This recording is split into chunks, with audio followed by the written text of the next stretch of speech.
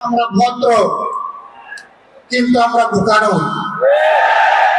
আমাদের ভদ্রতার এই উপহারকে কেউ যেন দুর্বলতা মনে না করে। ভদ্রতা যখন শক্ত হয়, তখন কি পরিমাণ শক্ত হতে পারে 15.5 বছর তা বাংলাদেশ দেখেছে। আমি কারো কথা বলবো না, কে কি করেছেন, কোথায় আপোষ করেছেন করেন না, এটা আমার সাবজেক্ট না।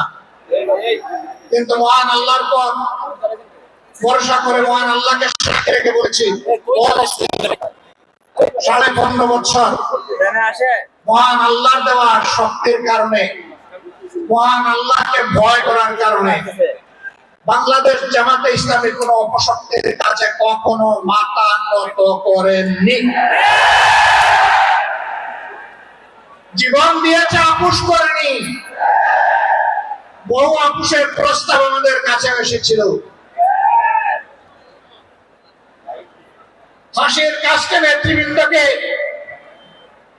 পাঠিয়ে দেওয়ার আগে জনে জনে দফায় দফায় প্রস্তাব এসেছিল। বাংলাদেশের জনগণ জানে, জীবিত অবস্থায় আল্লাহ সেই নেক বান্দারা, বাংলাদেশের বীর সন্তানেরা, তারা ওই সমস্ত প্রস্তাবগুলোকে পায়ের তলে ফেলে দিয়েছিলেন। আমরা তাদের উত্তরসূরি। সুতরাং মেহরবানি করে আমাদের আর ধৈর্যের পরীক্ষা দিবেন না, তাকে মুক্তি দিন। কেন আমাদের নিবন্ধন আটকে রেখেছে?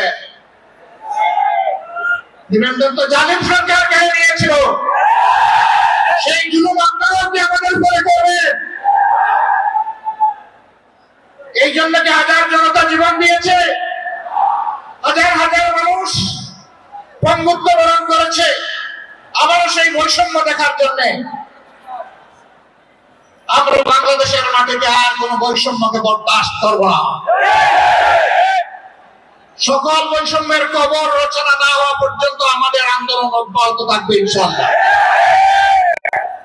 আমি প্রিয় সহকর্মীদের কাছে জানতে চাই, 15.5 বছর জীবন দিতে যেমন ভয় করেন নাই, গুলির সামনে বুক পেতে দিতে ভয় করেন নাই, সর্বশেষ জুলাই আন্দোলনে শরীক হয়ে যেমন করে দেশপ্রেমের দায়িত্ব এবং দেশপ্রেমের প্রমাণ পেশ করেছেন, একটি মানবিক বাংলাদেশ, বৈষম্যহীন বাংলাদেশ গড়ে তোলা পর্যন্ত আপনারা কি এটি লড়াই করার জন্য প্রস্তুত আছেন?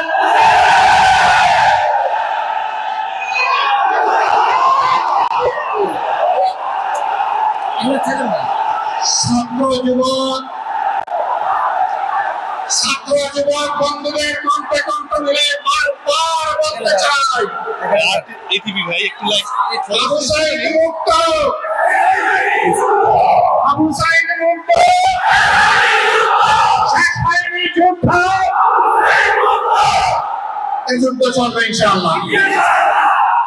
আমাদেরকে মেহরবানি করে কেউ নতুন করে আর চোখ রাখবেন না। ফেসিবাদের ভাষায় কেউ কথা বলবেন না,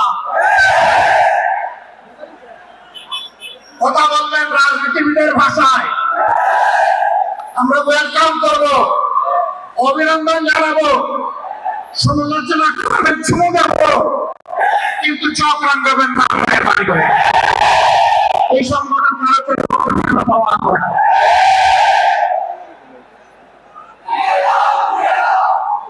আমার সম্মানিত ভাইরা, দেশের বিরুদ্ধে, জাতির বিরুদ্ধে অতীতে ষড়যন্ত্র ছিল।